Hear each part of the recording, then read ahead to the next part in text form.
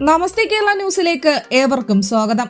കഴിഞ്ഞ കുറച്ചു കാലങ്ങളായി കേരളത്തിൽ ഉയർന്നു വരുന്ന എന്നാൽ അധികമാരും ശ്രദ്ധിക്കപ്പെടാത്ത ഒരു ഭീഷണിയാവുകയാണ് വാഹന തീപിടുത്തങ്ങൾ. ചെറിയ അപകടങ്ങളായാണ് പലതും തുടങ്ങുന്നത്.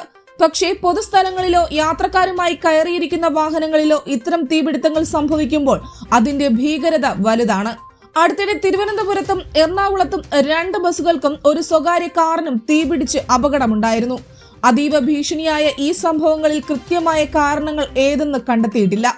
വൈദ്യുത സർക്യൂട്ട് തകരാറുകൾ, എഞ്ചിൻ ഓയിൽ ലീക്കുകൾ, ചൂടുയരുന്ന പാർട്സിൽ കയറുന്ന പേപ്പർ, പ്ലാസ്റ്റിക്, വാഹന പരിപാലനത്തിന്റെ ശ്രദ്ധക്കുറവ്, അങ്ങനെ പലതും ഇത്തരം സംഭവങ്ങൾക്ക് കാരണമാകാം.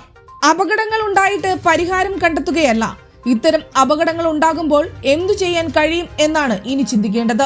ഇരുചക്ര വാഹനങ്ങൾ ഒഴികെ പബ്ലിക് ട്രാൻസ്പോർട്ട് വാഹനങ്ങൾ മുതൽ സ്വകാര്യ വാഹനങ്ങൾ വരെ നിരത്തിലിറങ്ങുന്ന എല്ലാ വാഹനങ്ങളിലും അഗ്നിശമന ഉപകരണങ്ങൾ നിർബന്ധമാക്കണം. കേന്ദ്ര കേരള സർക്കാരുകൾ ഇതിനുള്ള മാർഗനിർദ്ദേശങ്ങൾ അടിയന്തരമായി പ്രഖ്യാപിക്കണം.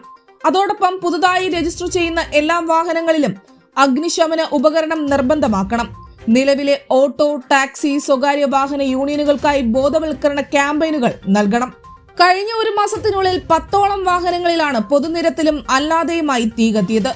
ഏതൊരു വാഹനത്തിനകത്തും ചെറിയ ഫയർ എക്സ്റ്റിങ്ഷർ സ്ഥാപിച്ചാൽ ഇത്തരത്തിൽ സംഭവിക്കാവുന്ന ഒരുപാട് വലിയ അപകടങ്ങൾ ഒരു പരിധിവരെ ഒഴിവാക്കാൻ സാധിക്കുമെന്നത് തീർച്ചയാണ്.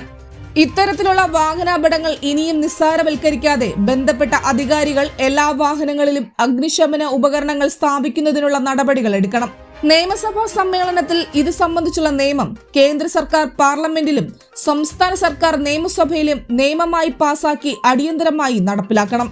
News desk, Thiruvananthapuram.